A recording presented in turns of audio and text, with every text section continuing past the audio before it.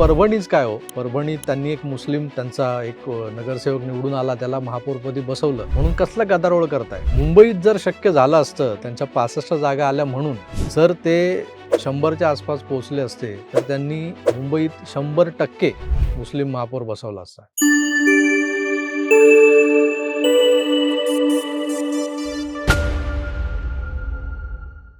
सध्या परभणीतल्या महापौर पदाच्या निवडणुकीवरून जो काही गदारोळ सुरू आहे तो पाहता त्यावर आपण बोलत का नाहीत असा सूर बऱ्याच लोकांनी लावला होता. त्यामुळे बोलावं लागतंय, नाहीतर यात बोलण्यासारखं काय आहे. कारण उभाटा गट आणि त्या गटाचे सर्वेसर्वा उद्धवजी यांच्याबद्दल मला, तुम्हाला, सर्वसामान्य हिंदूंना किती ममत्व आहे हा विषय एका बाजूला ठेवा. पण मुसलमानांना हे उद्धवजी, ज्यांना ते उदय साहेब वगैरे म्हणतात, हे उदय साहेब किती जवळचे वाटतात याचं एक उदाहरण तुम्हाला जर ऐकायचं असेल तर ते या महानगरपालिका निवडणुकांच्या निमित्तानं जी प्रचार गीतं बनवली गेली होती त्यात वेगवेगळ्या भाषांमधली गीतं होती.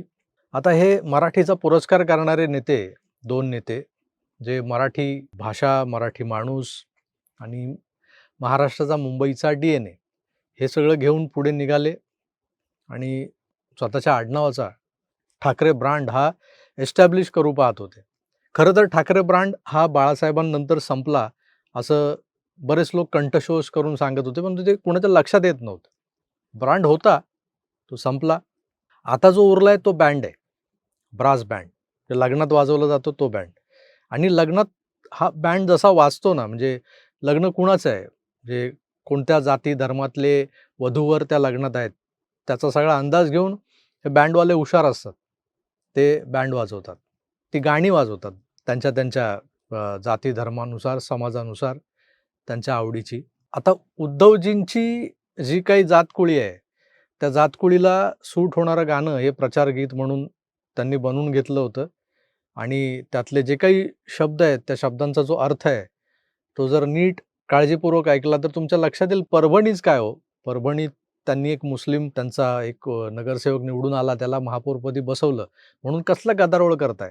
मुंबईत जर शक्य झालं असतं, त्यांच्या 65 जागा आल्या म्हणून जर ते 100च्या आसपास पोहोचले असते तर त्यांनी मुंबईत 100% मुस्लिम महापौर बसवला असता. कारण जाऊ द्या, ते गाणं ऐका ना.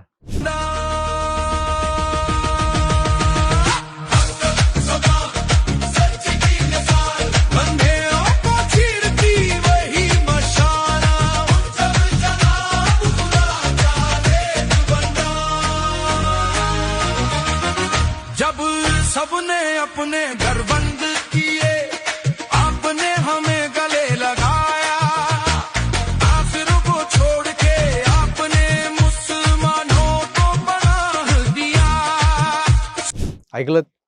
आता मुसलमान यांना इतकं अगदी हृदयाच्या जवळ घेऊन फिरतायत म्हटल्यावरती यांना कुठेतरी त्याची परतफेड करणं भाग आहे. मग यांचे प्रवक्ते, संपादक, तब्येत बरी नाही पण तरीसुद्धा काय म्हणतात त्याला, सुंब जळाला पण पीळ कायम, तसा सगळा प्रकार आहे. काय किती यातना, त्रास सहन कराव्या लागतायत, असा आजार झाला त्यांना. त्यातही ते सकाळी येऊन आपला भोंगा वाजवतात. आता त्यांनी जी काही मल्लीनाथी केली आहे ना, हा जो नगरसेवक आहे, जो महापौर बनलाय, त्याची तुलना संजय राऊत दुसऱ्या मुसलमानांशी करताना उपमा गुणाच्यात येतात, कोणती व्यक्तिमत्व समोर आणतात. थेट त्यांनी अब्दुल कलामांचा उल्लेख केला की भारताचे राष्ट्रपती मुस्लिम होऊन गेलेत. अहो, ते खऱ्या अर्थानं राष्ट्रवादी मुस्लिम होते. हा जो काही यांचा महापौर आहे, या महापौराचा भाऊ जो आहे ना, काहीतरी त्याचं नाव आहे कादिर इक्बाल की काहीतरी, सादिर इक्बाल, हा परभणीतल्या महानगरपालिकेच्या घनकचरा व्यवस्थापनाचा कंत्राटदार आहे मोठा. त्यातून मोठा माल मलिदा बनवला जातो. आणि हे सगळं कसं कधी शक्य होतं, जेव्हा तुमच्या घरातलं कोणतरी महानगरपालिकेत नगरसेवक असतं, महापौर असतं, कुठल्या तरी समितीच्या अध्यक्षपदी असतं, तेव्हा काय होतं की नातलगांची चलती होते. कंत्राटं मिळतात, असलेली कंत्राटं अबाधित राहतात, ती पुढे पुढे वर्षानुवर्ष नूतनीकरण केलं जातं. आणि मग त्यातून जो येतो पैसा, घर का पैसा घर के अंदर, व्यावसायिक दृष्टिकोन तर आहेच. त्यानंतर उभाटा सेनेचा जो काही मुस्लिम अनुनयाचा जो एक आगळा वेगळा बाज आहे तोही या परभणीच्या निवडणुकीत आपल्याला दिसून आलेला आहे. मित्रांनो, झालंय काय की काँग्रेसच्या 12, शिवसेनेच्या 25, अपक्ष 1, NCP 1 अशी जी काही टोटल होते 39 मतांची. ही मतं पडली त्या इक्बालला, जो महापौर म्हणून निवडून आलाय. त्याच्या विरोधात भाजपची जी उमेदवार उभी होती तिरुमला खिल्लारे, त्यांना 26 मतं मिळालेली आहेत. आता जर तुम्ही 2 गट बघितले, सत्ताधारी विरोधी पक्ष किंवा 2 आघाड्या ज्यांनी ही निवडणूक लढवली परभणीत, त्यात काँग्रेस, शिवसेना, NCP म्हणजे शरद पवारांची आणि इंडिपेंडंट वगैरे ही जी काही मंडळी होती, त्यांची जर तुम्ही संख्या बघितली निवडणुकीचे निकाल लागल्यानंतर, ते 37 होते. आणि त्यांच्या विरोधातली म्हणजे भाजपच्या सोबतची आघाडी, ज्याला महायुती म्हणू आपण. शिंदेच्या सेनेला काही तिकडं खातं उघडता आलं नव्हतं, तरी त्यांच्यासोबत म्हणजे भाजपसोबत अजितदादांचा गट, राष्ट्रवादीचा, जनसुराज्य पार्टी, आणखीन 2-3 छोट्या-मोठ्या पार्ट्या आणि असं मिळून त्यांचे काहीतरी 28 नगरसेवक निवडून आले होते. 28 विरुद्ध 37 असं हे बलाबल होतं. त्यामुळे क्लिअर मॅन्डेट जे होतं ते या 37 वाल्यांकडे म्हणजे काँग्रेस, शिवसेना यांच्याकडे होतं. त्यात शिवसेनेकडे जास्त, कारण शिवसेना 25 जागेवर जिंकून आली होती. शिवसेना उबाटा त्यांच्याबद्दल बोलतोय. तर गंमत अशी आहे की ज्यावेळेला मतदान झालं, त्या मतदानातून जो निकाल बाहेर आलाय, महापौर उबाटा गटाचा बनल्यानंतर या महापौराला पडलेली जी मतं आहेत ती 39 होती. म्हणजे 37 मतं या आघाडीकडे असताना ते जेव्हा निवडणुकीला सामोरे जातात तेव्हा त्यांना 39 मतं पडतात. याचा अर्थ तिकडच्या गटातली 2 मतं इकडे आलेली आहेत. कारण तिकडे 28 मतं होती, पण भाजपच्या उमेदवाराला 26 मतं पडलेली आहेत. 2 मतं फुटली.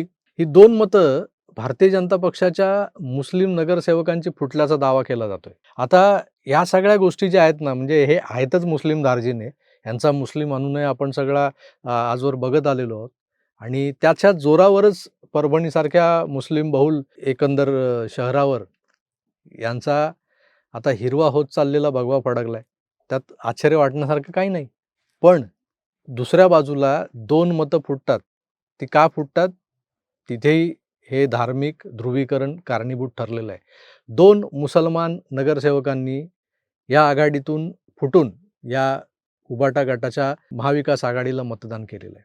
आता ती 2 मतं नेमकी कुणाची फुटलीत याचा शोध घ्यायला हवा. कारण काय आहे की ही समीकरणं अशीच जर जुळत राहिली 1-2 मतांची, तर त्या 1-2 मतांचा पुढे एक कट्टा असा एक वोट बँकेचा भस्मासूर उभा राहतो आणि मग तो हिंदूंच्या मुळावर येतो. हे एवढं लक्षात ठेवलं तरी खूप झालं. नाहीतर हे आहेतच जनाब उद्धव ठाकरे आणि काय तर म्हणे खुदा का नेक बंदा. पुन्हा ऐका ते गाणं.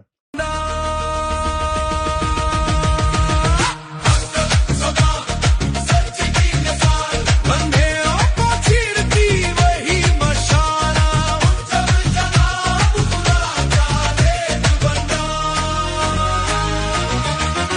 जब सबने अपने घर बंद किए, आपने हमें गले लगाया, आखिर को छोड़ के आपने मुसलमानों को पनाह दिया।